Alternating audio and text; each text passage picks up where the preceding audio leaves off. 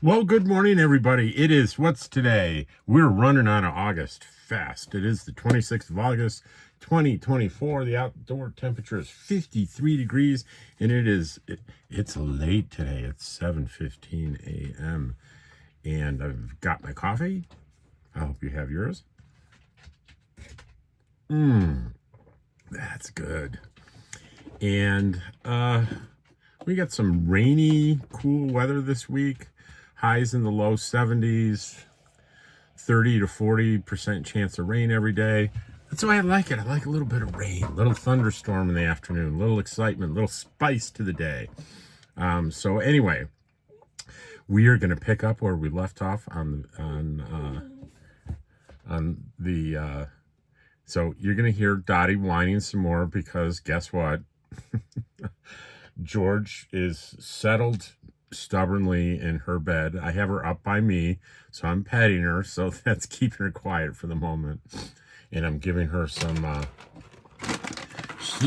this is our snack of choice. They're called Charlie Bear Grain-Free Crunch Treats for Dogs, 3 calories per treat. This is chicken, pumpkin, and apple flavor. The ingredients are peas, chickpeas, chicken liver, potato, pea starch, chicken, dried egg products, pumpkin, apples, coconut oil, natural flavor. What does that mean when they put natural flavor? Flavor of what? Tapioca, cinnamon, and mixed tocopherols. That's tocopherols to preserve freshness. I mean, that's the only chemical name I see in the whole thing other than natural flavor. Natural flavor. This could gross you out, so fair warning. These taste really good. I would eat them as a snack all day long. There you go, Dottie. All right. We're going to pick up where we left off. So, what did we have yesterday? We had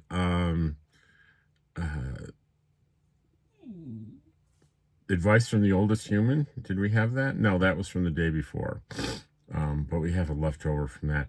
Yesterday's was Ted Lasso is back. That is the good news. I'll talk about that. We had the comments, and we had 5 myths about quartzite, why they're totally wrong.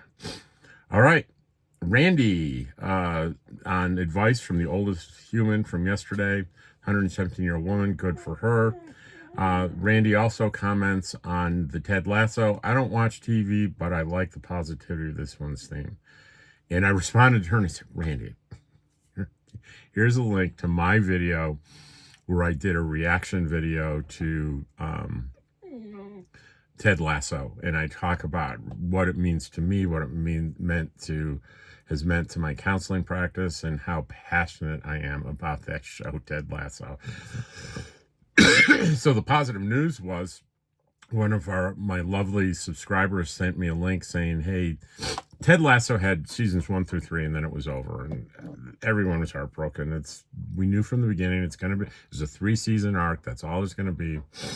And they just announced pretty definitive plans for season 4, which is big news. Now, when I first saw it, I was like, you see these claims all the time. But then I started looking at all these resources, Hollywood Reporter, reputable places were talking about the deal that's been put together, or it's in the process of being put together. So it sounds very, very real. So I did Ted Lasso is back, season 4. And Randy, I don't watch TV, but I like the positivity of this one's theme. I did a little bit of the theme song in the piece.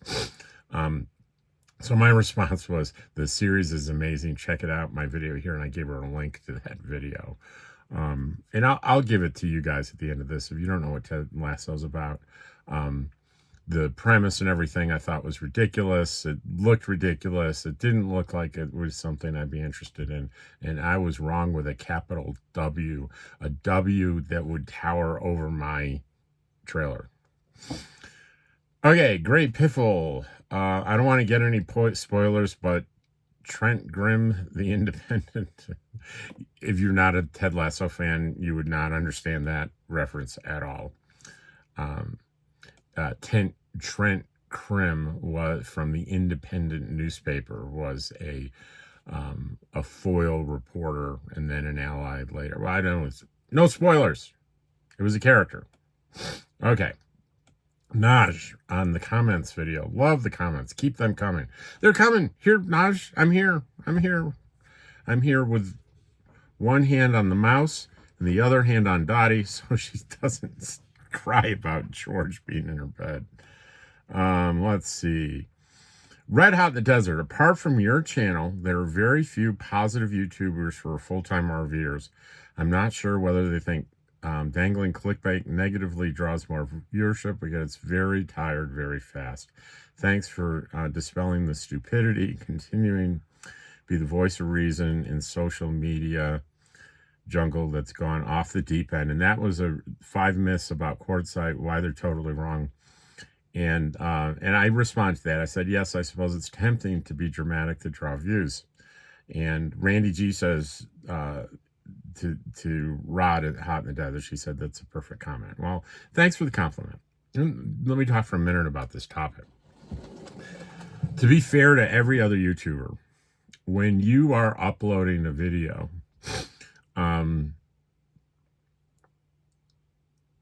if you use, there's like a service called vidIQ. They're probably the most prominent in terms of you sign up for them. They kind of integrate into your YouTube channel, into YouTube Studio, and they help you do better, right? Because from day one, it's a race. It's a race. You start your channel, you do your first video.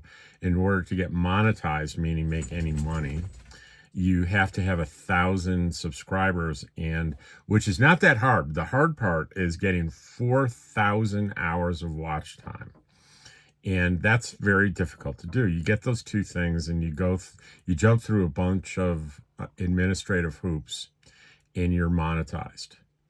And, you know, I get like 0.003 per 1,000 views. So it's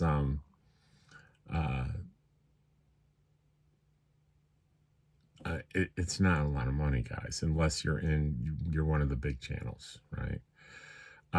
So it's a race to find out how to get more. More is better is the theme. And if you use like this vidIQ like I did that was helping me, they will encourage you. They'll make suggestions as you're uploading, saying they'll give you a score, like an SEO score, and it's not important what that means. Technically, what it means in general is the closer you get to 100, the higher the likelihood is you're going to get a lot of views on your video. It's attractive for some reason.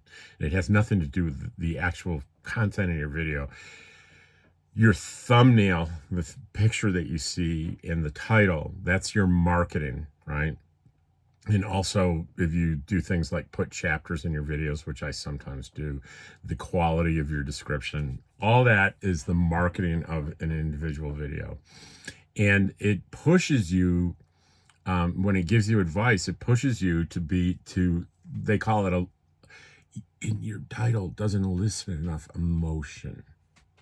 Okay. Is there anything wrong with eliciting emotion? No. But generally, how do you simply elicit emotion? You say something dramatic or outrageous. And it says you have to, and everyone that tries to teach you how to do this says you have to make people curious. They will want to click on that. So the idea is people get on their YouTube and they have this plethora of choices that are served to them. And you want them to click on your video, not someone else's video. And the more people that click on your video, YouTube says, hey, people are clicking on this video.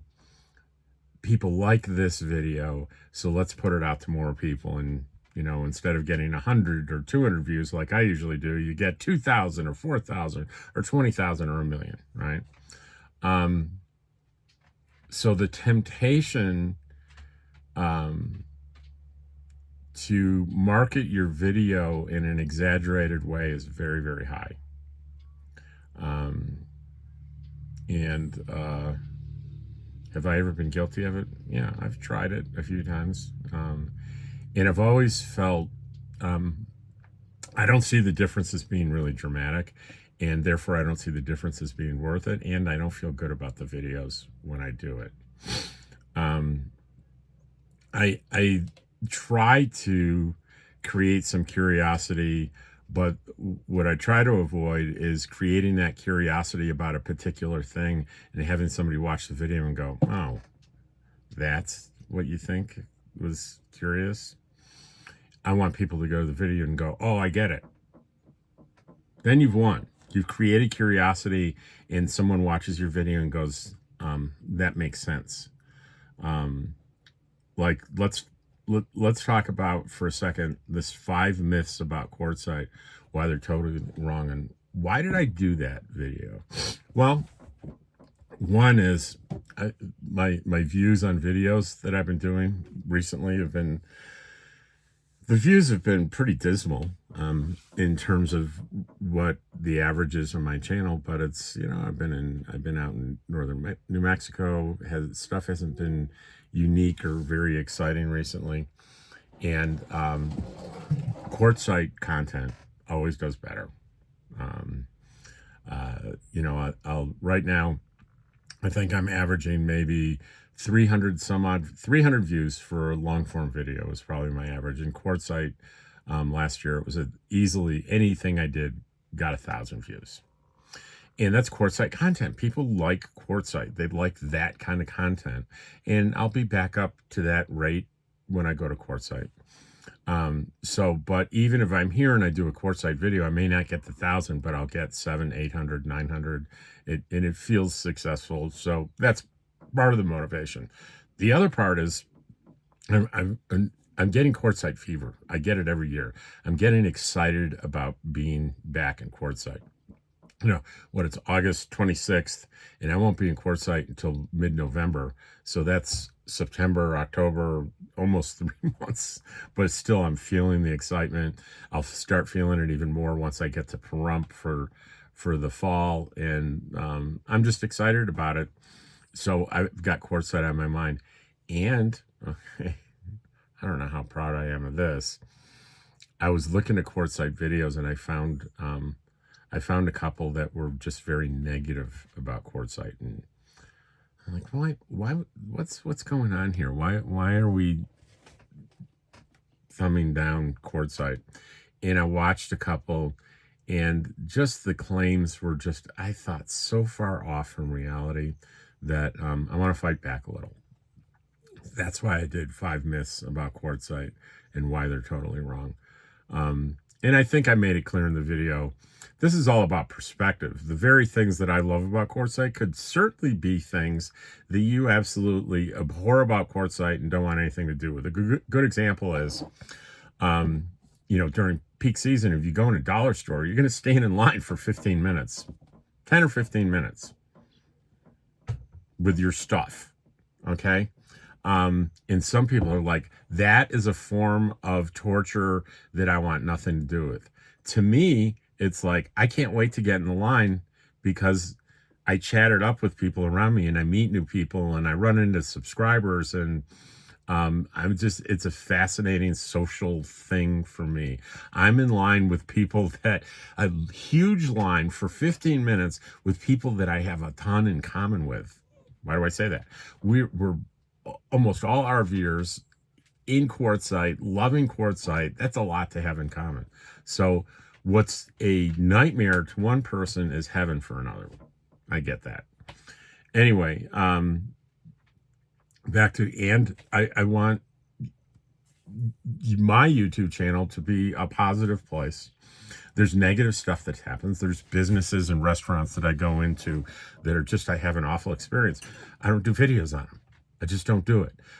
Is there a place for doing videos where people have a bad experience at a business or a place or a town? Absolutely. Just, I choose not to do it. It isn't what I want this to be. So that old saying, if you don't have anything nice to say, don't say anything at all. I try to live by that. So I try to keep things positive. But Rod, thank you, and Randy, thank you for noticing. It means a lot.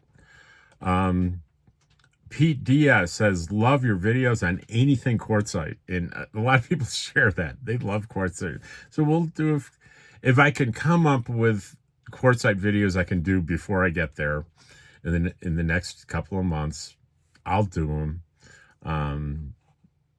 But I don't want to just absolutely create it for just to get views. I want to have something meaningful to say. Pup Camper. That's my friend Cheryl, good friend Cheryl. She says, Rob is a friend of mine and a fellow camp partner in Quartzsite. I've spent 6 years camping in Quartzsite as a solo woman. Everything Rob says in the video is absolutely true and then some. Thank you. Thank you, Cheryl. Keith Brookshire, great suggestions, Rob. Thanks for the info and insights. And that is on fire safety for RVers. Be prepared. You can hear Dottie because my hand was not down, petting her on the head.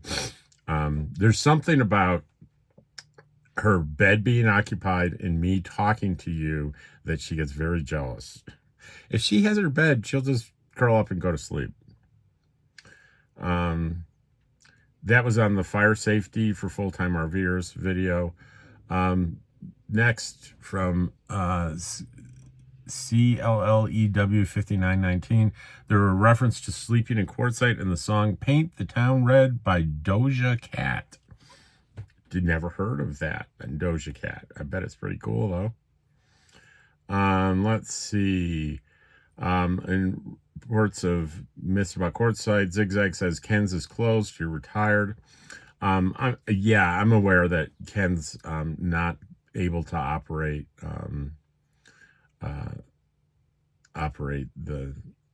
he had a pretty serious medical thing happen. He can't continue that business. But I did hear on one of the Quartzsite chat boards that someone is taking over the business and sort of redoing it, re-engineering it a little bit. But stuff you see on Quartzsite Facebook boards, although interesting and often valuable, is not National Public Radio stories, right? We don't know. So I'm hoping that someone took over that business because I think it's got value for the community, and it would be a good homage to Ken. Randy said, sometimes it's a reflection of them and the reality, and who wants negativity? Not me. Great video, Rob. And I think she's referring to the idea that I'm saying there's negative videos out there, and sometimes I don't understand why. And she's saying, it's a different perspective. Tomato, potato. She's right. Susan Jack. I've been wanting to take a road trip to Quartzsite since 2017 when I learned of all the RV nomads that go there. My son worked for La Mesa RV in Albuquerque, New Mexico, and they would send him down there for the winter sales and service department. La Mesa has had a huge setup there in Quartzsite. Maybe this year, 2025, I'll go. It sounds like an interesting place to explore. Susan, it really is. It's really a lot of fun. It's a blast. Thanks for your insights and positive vibes on Quartzsite, Rob. This is from Tim Harris. We plan on being there this fall and hope to have a great experience. Mario Fuentes says, you talk too much, and he's got the image of like 10 policemen. Now, is this a mean comment? Is he flaming me? Is he teasing me? Is he trying to be funny? And I'm going to take it as two ways. I'm going to say he put the image of 10 little policemen, like the talk police I think the more I thought about it, the more humorous I thought it was. And there's probably some truth in the humor. He probably isn't a guy that really enjoys sort of talking head videos like this on YouTube. and wants to see more stuff. That's a lot of the big difference in content with me, and a lot of, if you like a look at Nomadic Fanatic and Camper Van Kevin, content that I watch, and Matt's Off-Road Recovery, I'm not sitting listening to them talk to me. They're showing me stuff that I find interesting. And I think that's what Mario's trying to say. But that's really not my niche. Not now anyway. Maybe someday. I tend to show more stuff when I'm in quartzite. But so I thought about my answer. My answer was, so I take it that you will not be a regular viewer. Now, 4 people liked my comment, but 3 liked his. So there are people that agree that, gee, that guy talks a lot. And that can be a good thing or a bad thing, depending on your potato or potato taste. Chicken Ranch and Art Bell, landmarks in Pahrump. That's an old short I did that's got thousands of views. It says, this is his power generator and antenna too. Wow, it is tall. It's I have a flash of Art Bell's old house, and old, and he's passed, but it's still his house because his family still owns it. There's a huge antenna, radio antenna on top of it. And that was Jazz Wolf. And Life Battle Hardened Heart. Life Battle Hardened Heart. That's a great name. Is commenting on Eagle Nest Lodge mystery solved. You could FOIA the information. That's Freedom of Information Act, the county building. Possibly you could do a crowdfunding campaign, probably cost up to $4 million to do a complete rehab. I've seen that place in a picture of construction company work for in Albuquerque, which has built almost half of Albuquerque, starting at the beginning of Albuquerque. Bradbury and Stam won the design by Martin Borman, possibly the new owner, Rachel Wexler. You know, when people dig and look at stuff and give me information, it's a wonderful thing. Thank you. After I released that video, I immediately was contacted by a gentleman that is a it's sort of the unofficial town historian here. And he said, I have lots of detailed information on what you're looking for. And he met with me that morning, and I interviewed him for 2 hours. We're going to take snippets of that video and some footage that I got. And I'm going to work on that editing, putting that together today. But I did find out that what I suspected was true. Frankie Kelly is the owner, and he lives in Midland, Texas. And, you know, guys, give me a make sure. Let me just make sure that I got the last name. Not Kelly, it's Kelly. Frankie Keller. Frankie Keller in, I think I said Keller. It's Keller in Midland, Texas. Yeah, Frankie Keller. And he's a very wealthy, highly thought of businessman in Midland, Texas. And he owns, it's not just the property where the lodge is, but there is being labeled Eagle Nest Ranch, and it's hundreds of acres on either side of the road. And he's the owner, and the gentleman that I talked to indicated that he was in touch with him, and he actually got permission last year to conduct a single tour of the buildings. And they had to jump through a lot of legal hoops and signing stuff off and releases. And they wanted to do it again this year, and they weren't able to make it happen.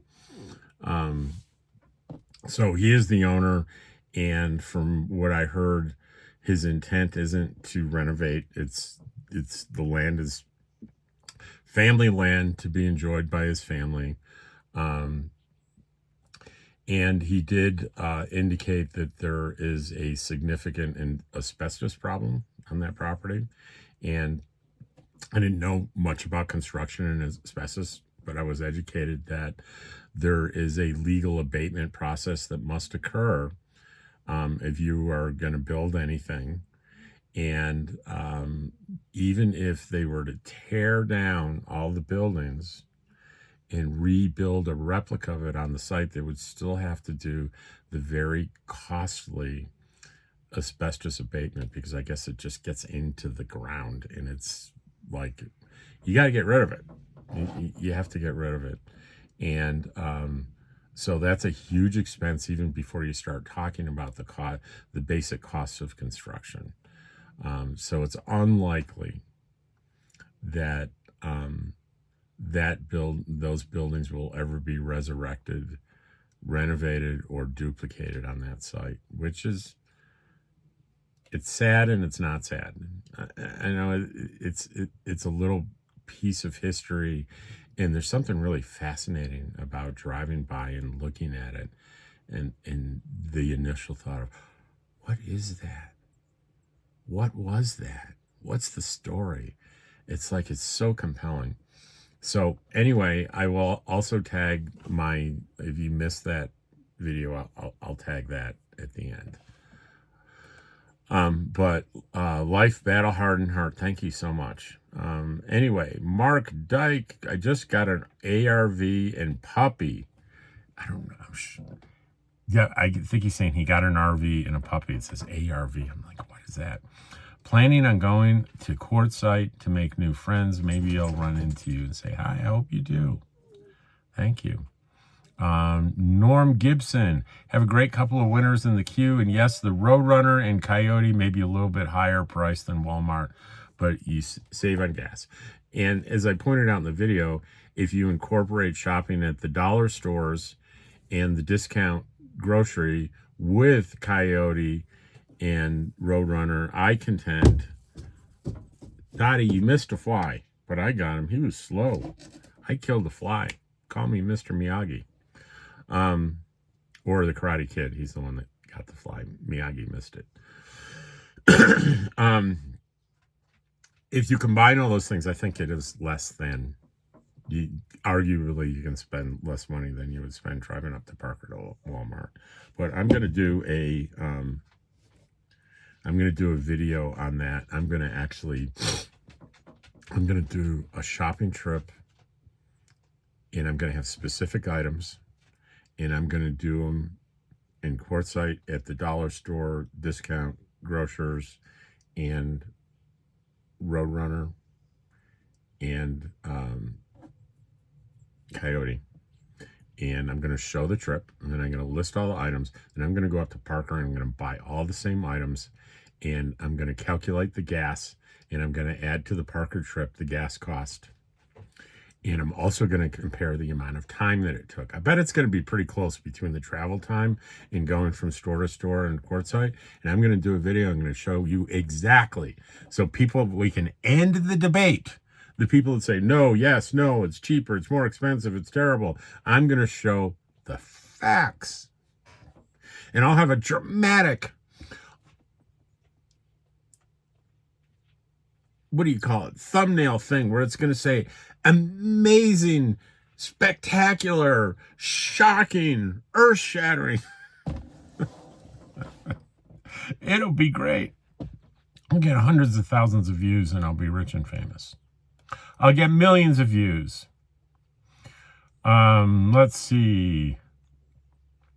Robin Goff. Thanks, Rob. Appreciate the info. Someday I will be there. I'm looking forward to it. How about this year? How about this year, Robin?